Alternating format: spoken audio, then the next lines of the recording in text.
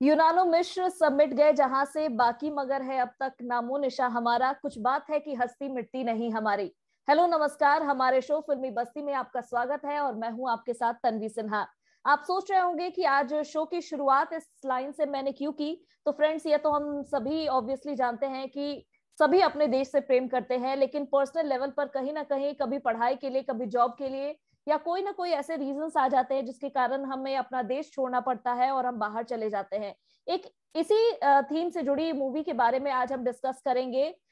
एक short movie है जिसको ना केवल नेशनल लेवल पर लेकिन इंटरनेशनल प्लेटफॉर्म पर भी काफी सराहा जा रहा है, काफी उसकी तारीफ की जा रही है। इस शॉर्ट मूवी का नाम है to new India with love. इस मूवी के screen play and dialogue writer Murtaza Ali Khan ji हमारे साथ आज जुड़े हुए हैं। वो आपके बारे में बता दूं। हेलो मुर्तजा जी, आपके बारे में मैं अपने व्यूअर्स को बता दूं, आप एक award winning film and television critic है, आप कॉलमनिस्ट है, मीडिया पैनलिस्ट है, और आपने ये जो मूवी बनाई है उसके लिए तो सबसे पहले आपको बहुत बहुत बधाइयाँ, क्योंकि इसका नाम पूरे देश नहीं पूरे विदेश में काफी ज्यादा चर्चा का विषय बना हुआ है अभी। बहुत बहुत शुक्रिया तन्वी जी, मुझे बुलाने के लिए और मौका देने के लिए कि मैं इस फिल्म के बारे में आपसे बात करता हूँ। जी मुर्तजा जी, सबसे पहले तो ये Emmy nominated film maker Trilok Malik ji ने ये मूवी बनाई है, और एक शॉर्ट मूवी है जिसका वर्ल्ड वाइड नाम सभी अब जानने लगे हैं धीरे धीरे। इसके बारे में थोड़ा सा हमें बताएं, ये मूवी किस थीम पर है, क्या इस मूवी को बनाने में आपको कितना समय लगा, किस तरीके से आपने इस पर काम किया। देखिए, त्रिलोक मलिक जी का जो काम है वो बेसिकली माइग्रेंट इश्यूज को लेकर है। उन्होंने 1990 में एक पायनियरिंग फिल्म बनाई थी लोनली इन अमेरिका, और उसके बाद से उन्होंने हमेशा इस इशू को बार बार उठाया है। अगर लोनली इन अमेरिका बात करती है कि एक यंगस्टर्स की जो अमेरिका में आके अपना अमेरिकन ड्रीम रियलाइज करना चाहता है।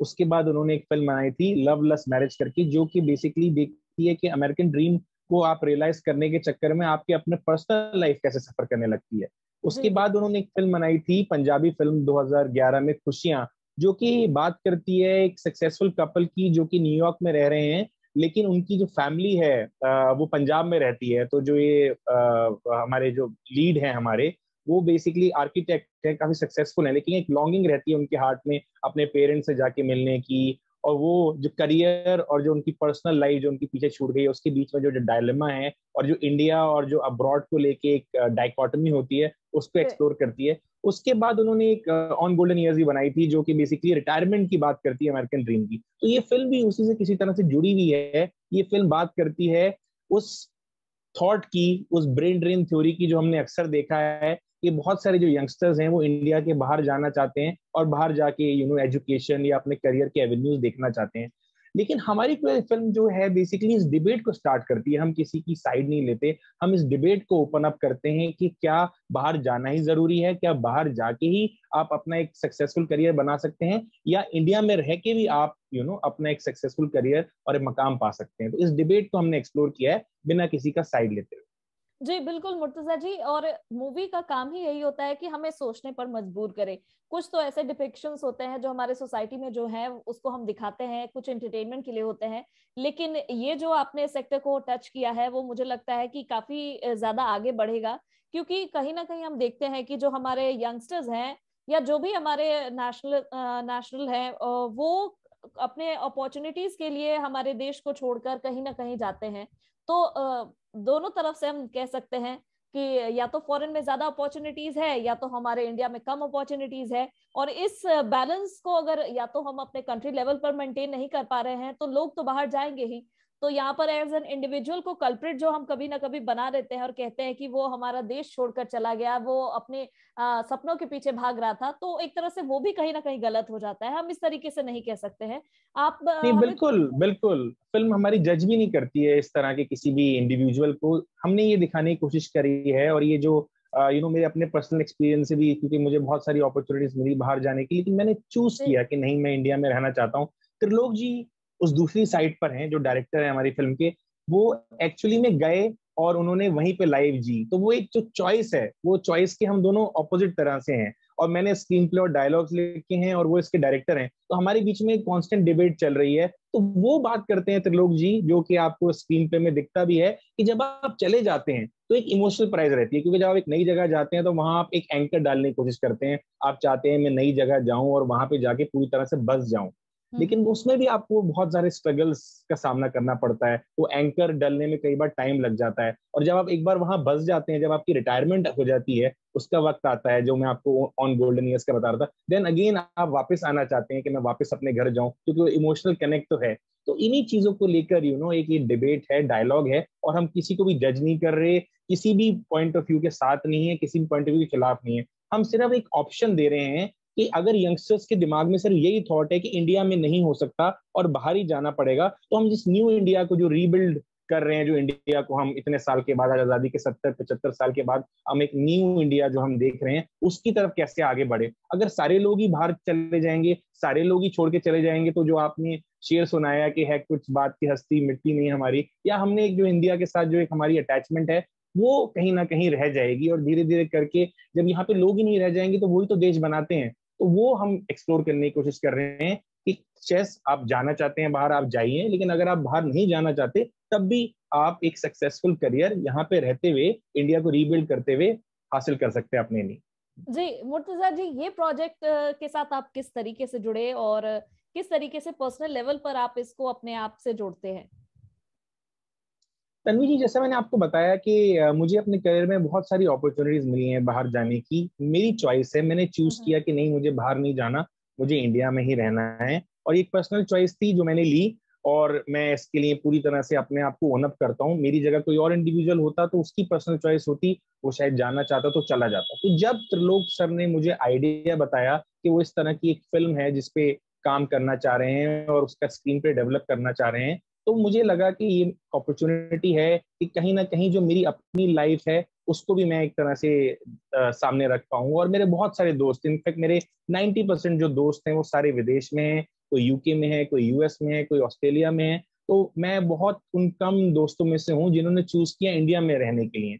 और आज तकरीबन 10-12 साल हो चुके हैं हमारे वो डिसीजन हमें लिए हुए। तो आज मुझे लगा कि बहुत अच्छा वक्त है, क्योंकि मैंने एक यहाँ पे रहते हुए, इंडिया में रहते हुए एक पाथ चूज किया, और उस पाथ पे मैं आज काफी आगे बढ़ चुका हूँ। और उसी तरह से मेरे जो दोस्त थे, उन्होंने एक पाथ चूज किया, और उस पाथ पे वो आज आगे हो चुके हैं, काफी आगे बढ़ चुके हैं। तो एक डिबेट यहाँ पे आती है कि क्या ये पाथ ठीक है, चाहे, या फिर ये बात गलत है। तो ये हम ये एक्सप्लोर कर रहे हैं। हम ये नहीं कह रहे कि ये बात सही है और ये बात गलत है, हम कह रहे हैं दोनों पार्ट ठीक हैं, लेकिन ये पाथ चूज करना एक इंडिविजुअल की अल्टीमेटली उसके पास चॉइस होनी चाहिए। He should not do something कि अच्छा मेरे दोस्त जा रहे हैं तो मैं भी चला जाता हूँ, अच्छा यार मेरे फैमिली वाले नहीं चाहते मैं नहीं जाऊं तो मैं इसलिए नहीं जाता। चॉइस इंडिविजुअल के पास रहनी चाहिए, और यही चीज एक्सप्लोर करती है हमारी शॉर्ट फिल्म। और क्योंकि जैसे मैंने आपको बताया कि मैं बहुत पर्सनली लेवल पे इस पे इन्वॉल्व रहा हूँ, तो लोग सर भी क्योंकि इमोशनल प्राइस की अक्सर बात करते हैं इंडिया छोड़ने की, और अक्सर वो इंडिया आते भी हैं, हर साल वो इंडिया एक बार आते हैं। और मैं उनको 3-4 साल से जानता हूँ, और हम लोग के बाद अक्सर इस तरह की डिबेट्स और डायलॉग्स और डिस्कशंस हमारे होते रहते थे, और उसी का रिजल्ट है ये फिल्म। और इसमें हमें साथ दिया है राकेश जरोटिया जी ने, जो कि इस फिल्म के एडिटर और असिस्टेंट डायरेक्टर हैं। और हम बहुत ही भाग्यशाली रहे हैं कि इसको प्रमोट किया है, प्रेजेंट किया है पद्मश्री डॉक्टर सुधीर पारेख। जी जी, अभी आपने बोला कि ये पर्सनल चॉइस होती है किसी भी इंडिविजुअल की कि वो कहाँ पर काम करना चाहता है, कहाँ पर रहना चाहता है, लेकिन इसके पीछे कहीं ना कहीं अंडरलाइंग कॉजेज भी बहुत सारे हैं, जो एक तरह से कह सकते हैं वो लूप होल्स हैं हमारे सिस्टम में, हमारे कंट्री के मैनेजमेंट में। उस पर थोड़ा सा मैं आपसे डिस्कस करना चाहूंगी। क्या आपको लगता है कि हमारे कंट्री में जो सुविधाओं की कमी है या जो अपॉर्चुनिटीज की कमी है, वो अगर हम कंपेयर करें दूसरे कंट्रीज से, उसके कंपैरिजन में कहीं ना कहीं हम मात खा जाते हैं, और इसी के कारण माइग्रेशन हो रहा है हमारे ब्रेन का, और या ब्रेन ड्रेन कह सकते हैं उसे। तन्वी जी, एक फिल्म का डायलॉग भी है, मैंने लिखा है कि कोई भी कंट्री परफेक्ट नहीं होती है। मतलब ये प्रोफेसर कहते हैं विजय को, जो हमारा जो प्रोटैगनिस्ट है, जो बाहर जाना चाह रहा है, जिसका पासपोर्ट भी रेडी है, तो कोई भी कंट्री परफेक्ट नहीं होती है। कोई भी कंट्री में ऐसी सिचुएशन नहीं होती है कि वो बहुत ग्रेट कंट्री है। अल्टीमेटली लोगों को ऑब्स्टेकल्स का सामना करना पड़ता है। अब कोविड से पहले देखिए, हमारे अंदर एक एक परसेप्शन थी, हमें लगता था कि अरे अमेरिका सुपर पावर है, हमें लगता था यूरोपियन कंट्रीज हमसे बहुत आगे हैं, हमें लगता था कि चाइना बहुत आगे बढ़ चुकी है। और कोविड आया, हमने देखा हर कंट्री ने बराबर तकलीफ से ही, हर जगह के लोगों ने सफर किया। डिफिकल्टीज का सामना करा। हमने देखा कि हॉस्पिटल की कमी, हम लोगों को लगता था कि इंडिया ही पीछे है शायद। हमने देखा वर्ल्ड की most progressive, most develop countries भी हॉस्पिटल बेड प्रोवाइड नहीं कर पा रही थी अपने सिटीजन्स को। तो हमें तब जाके पता चला कि ये जो कैलेमिटी है ये इतनी बड़ी है कि हर किसी को एक्सपोज कर दिया इस कैलेमिटी ने। तो हमारी जो एक परसेप्शन होती है ना कि grass is always greener on the other side, इस परसेप्शन को मुझे लगता है कि हमें इससे बाहर निकलना पड़ेगा। यस, मैं आपकी बात से एग्री करता हूँ, कुछ चीजों में शायद वेस्टर्न वर्ल्ड में आपको बेटर अपॉर्चुनिटीज मिलती हैं, पर कुछ चीजों में इंडिया की भी यूनिक क्वालिटी है। जो हमारा डेमोग्राफिक डिविडेंड है, जो हमारी यूथ पॉपुलेशन है, आज वर्ल्ड में सबसे ज्यादा है, और वो हमें आई थिंक सबसे ज्यादा एक पावरफुल ह्यूमन कैपिटल के टर्म्स में बनाती है, क्योंकि जो हमारी यूथ पॉपुलेशन है उसका मुकाबला आज दुनिया में किसी भी कंट्री के पास नहीं है। तो कल का इंडिया क्या होगा ये हमारा यूथ तय करेगा, और इसीलिए हमने to new India with love की बात करी, क्योंकि कल का India basically rest on the shoulder of the youth. तो अगर ये यूथ चाहेगा तो I am sure within no time we will be a major super power and we will be one of the greatest countries in the world. But ultimately ये आपको मानना पड़ेगा कि अगर अमेरिका या कोई भी वेस्टर्न कंट्री आज आगे है तो वहां के लोगों की वजह से आगे है। किसी ने जादू की छड़ी नहीं घुमा दी और रातों रात उसको डेवलप कंट्री नहीं बना दिया। अमेरिका को 300 350 साल हो गए, धीरे धीरे धीरे धीरे धीरे धीरे धीरे करके वो आगे बढ़े हैं। इंडिया उस हिसाब से एक यंग कंट्री है, क्योंकि हम 200-300 साल ब्रिटिश रूल में गुलामी की एक तरह से हमने जिंदगी जी, उससे हम बाहर निकले।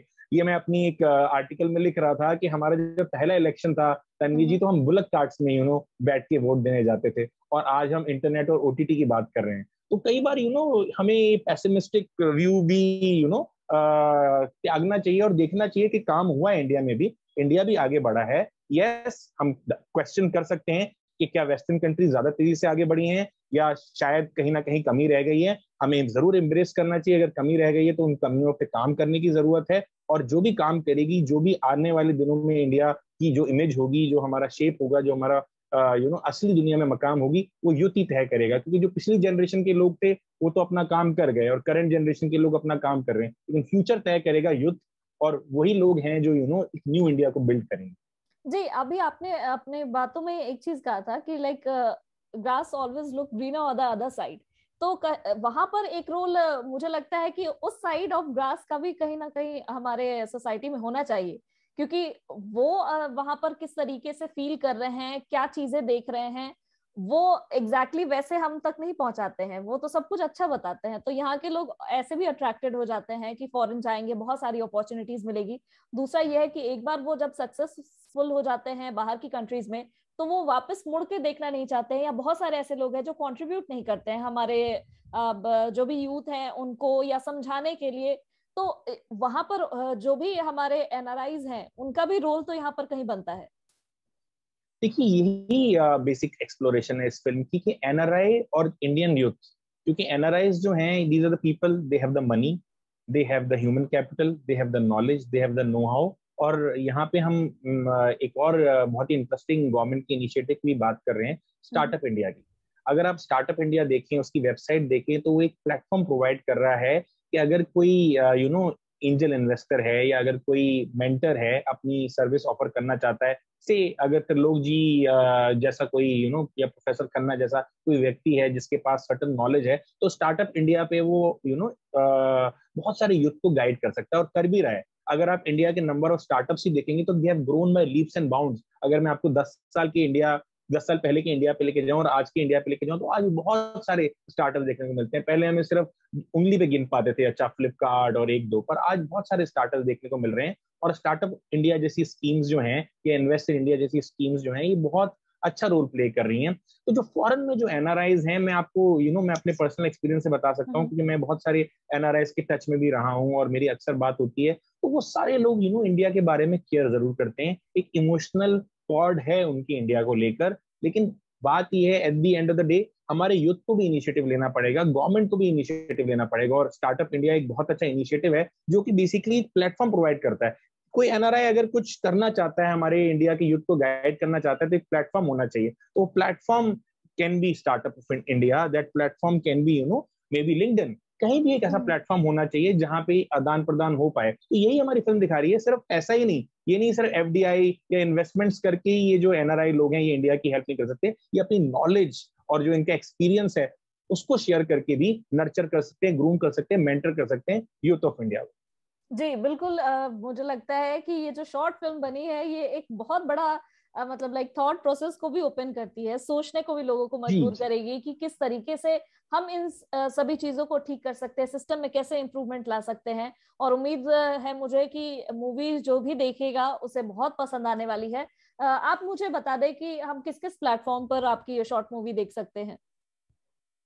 देखिए, हम लोगों ने इसका डिजिटल प्रीमियर किया था क्योंकि हमें लगा था कि एक ऐसी फिल्म है जो हम चाहते हैं कि एक ही बार में पूरा वर्ल्ड वाइड इसको ब्रॉडकास्ट किया जाए, क्योंकि एनआरआई पॉपुलेशन 30 मिलियन है ऑल अक्रॉस द ग्लोब और इंडियन। तो हमने इसलिए इसको एनआरआई टीवी यूट्यूब चैनल है, एनआरआई टीवी फिल्म क्लब एक प्लेटफॉर्म है जो त्रिलोक मलिक जी ने अपने कुछ एनआरआई फिल्म मेकर फ्रेंड्स के साथ स्टार्ट किया है, जहाँ पे बहुत सारी ये इंडियन अमेरिकन फिल्म्स आपको फ्री में अवेलेबल है। तो it's like a small sort of an OTT platform. तो उसी का यूट्यूब चैनल है जिसपे हमने इस फिल्म को रिलीज किया। इसका वर्ल्ड प्रीमियर अभी हाल ही में हुआ है ITV गोल्ड के नाम के टेलीविजन चैनल पे, और इसके बाद ये बहुत हम और जगह जगह डिजिटल प्लेटफॉर्म्स पे और बहुत सारे लोकल टेलीविजन चैनल्स पे अक्रॉस द ग्लोब, यूरोप में, US में हो चुका है, और कॉन्टिनेंट्स वगैरह भी हम इसको दिखाने जा रहे हैं।